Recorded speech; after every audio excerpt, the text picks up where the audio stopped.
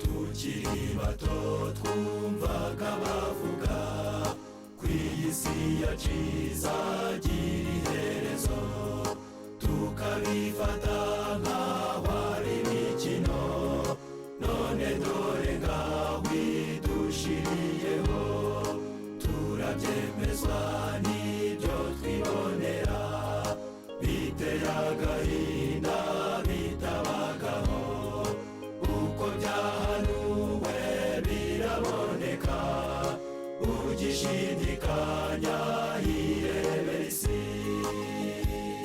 namwe nimwirebera ubutaka bwararumbye, isambu yanze imyumbati, insina zaracitse, abantu baratubye ntabwo bagikura, usanga hari umugabo upima ibiro 20 cyangwa se ijigija itarenze ibiro 15, abamera impara bakira abana bato, abantu benshi ntibagira isoni, baramara ubusa bakigendera, ntibakemera uwabagira inama, n'abashize ibisoni ntibavuga, kandi benshi ntibagira imbabazi, bacaho barwana ntibabakize, ubu abantu ntibanyamwigendaho, ubu umuntu nukubaga kwifasha, nimwitegereze ubugome busigaye, ibyihebe byo mu isi bitagira impuhwe, abana bica iwabo nabo bakicana, nanone mwibuke n'iby'94, n'abakobwa babyara bakabajugunya, ngo barashaka gukomeza kuba inkumi, nimureba amahanga arapfa ubusa, rubanda rugufi rukarengana, mwibaze na bimwe bise tsunami, ushidikanya asome Bibiliya, hamwe inzara irimbi iravugiriza, amadini yadutse y'ibinyoma, abantu bavuye mu byo bizera, bati ibintu byose byararangiye, impanuka ni nyinshi mu bihe turimo,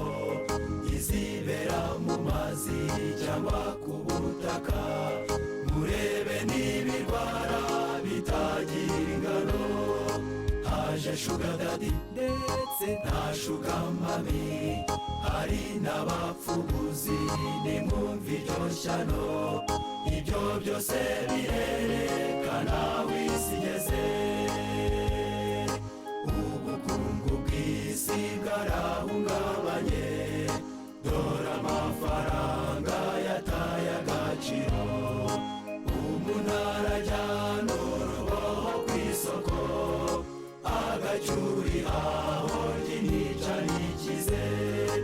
imishahara ntigihaza abakozi, hirya no hino byabaye ibibazo, abantu bigomeka ku butegetsi, imyigaragambyo yabaye urudaca, abagabo bashyingirwa abandi bagabo, abagore bashyingirwa abandi bagore, bagasezerana bagakora ibirori, ibyo binyuranye n'ubushake bw'Imana,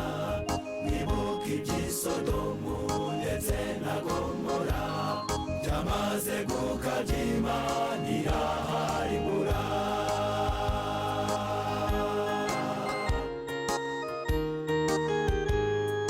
dore ubwenge koko bwaragwiriye, none none isi yabaye umudugudu umwe,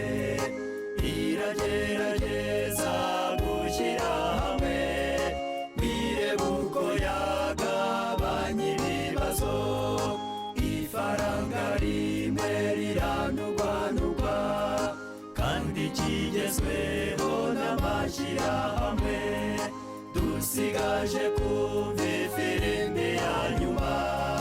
tugahatirwa kuruhuka umunsi umwe. Ibihe biruhije ubu twabigezemo, abantu barasinzirira aho bicaye, barara biga byose ngo isi itabasiga,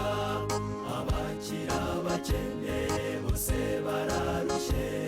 nta n'umwe worohewe, bose bararira, kuko badashyikira ibyo bararikiye. Ari hafi umwami agiye kuza.